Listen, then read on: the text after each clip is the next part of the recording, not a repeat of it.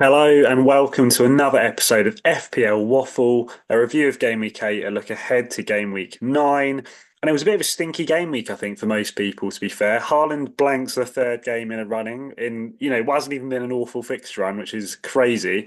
But I did come away with 38 points, which wasn't actually as shambolic as a lot of people I've seen, and it was slightly above the average.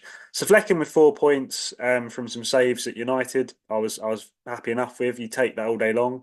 Defensively, nothing doing other than Mikalenko, a bit of a hero, off the bench for Saka, who was had that injury doubt, and there wasn't really much sort of clarity before the deadline as to whether he'd play or not. But Mikalenko off the bench for me was lovely.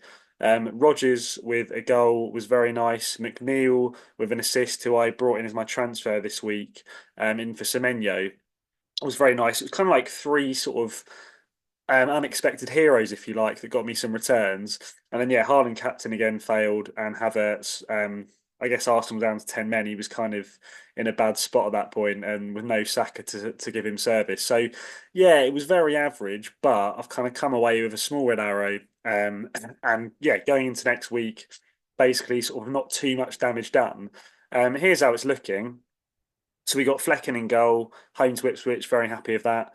The defence, Gabriel v Trent isn't the nicest, but we know both those can get an attacking return on any given game. So I'm going to give him a play.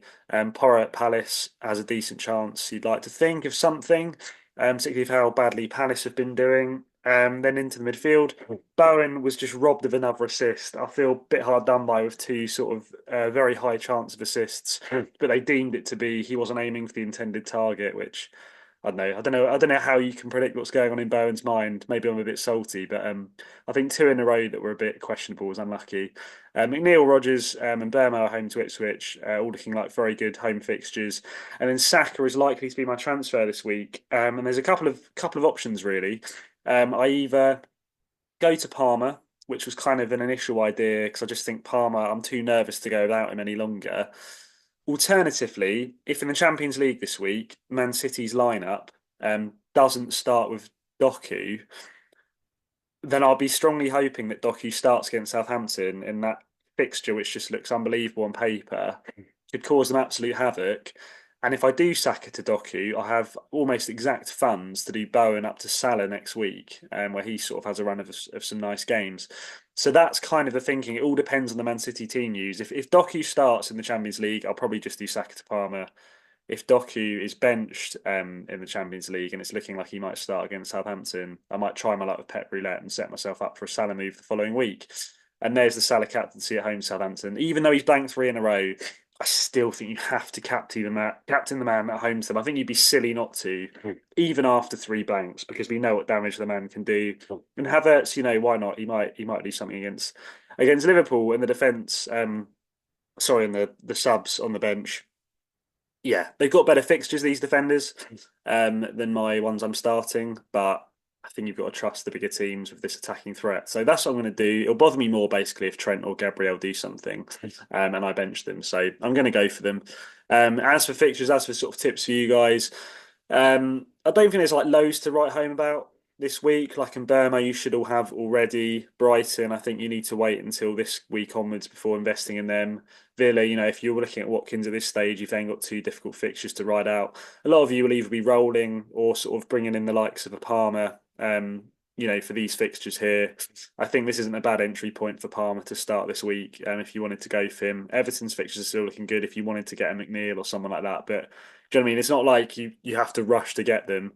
I think the Man City Southampton is the most interesting game. On paper, that could be an annihilation. But I think it all depends on you've got to be confident in who's going to start for City. I think there was news today that Walker's out injured, so Rico Lewis is very likely to continue his run in the team. So if you haven't got him already, he's looking like a better shout for that game.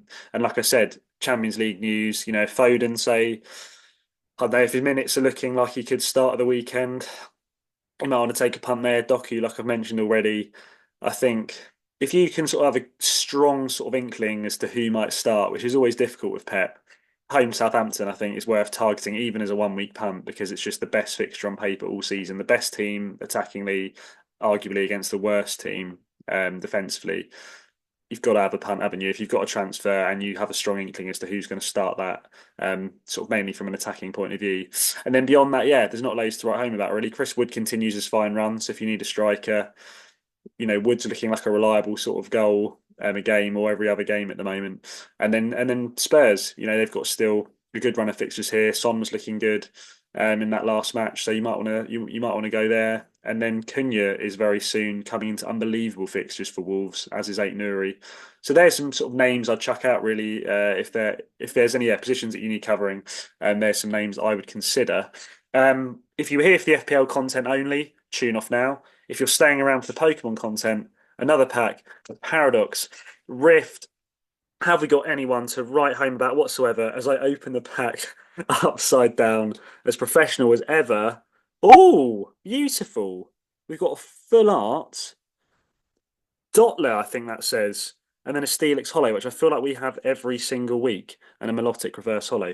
But that Dottler, if you care about Pokemon even remotely, a nice little pull there. So we'll end the episode there. I hope you have a great game week as always. Thank you for watching. Please like and subscribe if you liked my sort of random fantasy football content. I try and keep it short and sweet. And yeah, tune in for more if you want to. So yeah, thanks again for watching and listening to me. And have a good game week. And look forward to catching you all on the next one.